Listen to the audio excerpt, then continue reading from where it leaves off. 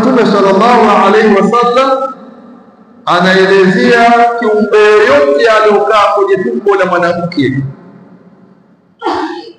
maji ya uzazi ya kuumbwa kwake yalikaa kwenye rahim ya mama yake siku 40, yakiwa ni maji ya uzazi kama kawaida, siku 40.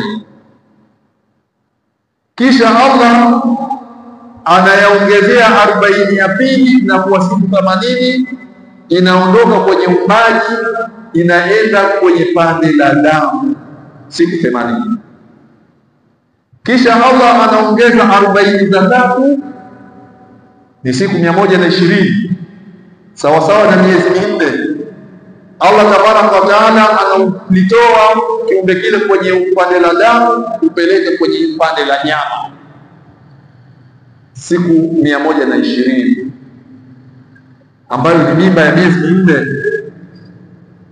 Thumma yursal ilayhi malak, kisha Allah hupeleka malaika kwenye mimba ile. Wa yumaru binafkhi ruh, Allah anaamrisha malaika yule aipuzie roho ile mimba, kiumbe kile kianze kuwa na uhai, mimba ikiwa na miezi 4. Baada ya kupuzia roho, anaamrishwa aandike mambo manne. Riziki yake akizaliwa duniani atakula riziki kiasi gani? Kama ni punje za unga za ngano, julikane ni punje gani. Kama ni punje za mchele, julikane miaka 3 duniani atakula punje gani. Vyote viandikwe pale, riziki yake yote. Vile vile muda wake wa kubakia duniani, matendo yake, atakuwa ni mwema au ni mwovu, vyote vinaandikwa. Mimba ikiwa ina miezi 4.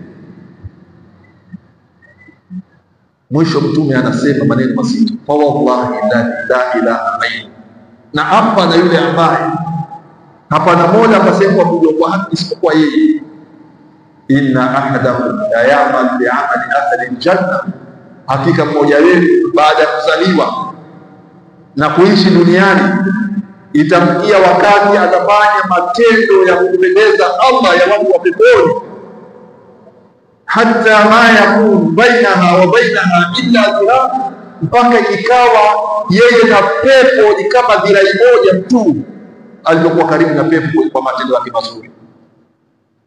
Fayasbiqu alayhi alkitab, lakini kadari ikamtamlia huyo mwisho wa umri wake, fayamal bi'amali ahli an-nari fayadkhuluha, akafanya matendo machafu ya watu wa motoni akaingia motoni.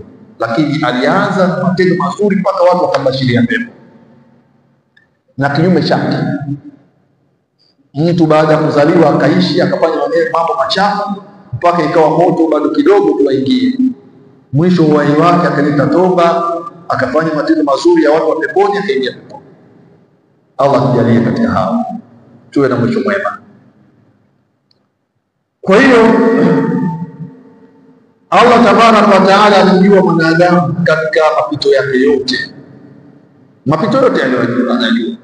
Mapito ya mwanadamu alipokuwa si chochote, bado kwa mgongoni kwa Adam, Allah alikuwa anajua tazaliwa fulani, utakula riziki hii, alafu vile vile akatupitisha kwenye matumbo ya uzazi na kutupangia maisha yetu yote tukokuishi katika dunia. Allah yote alikuwa anajua.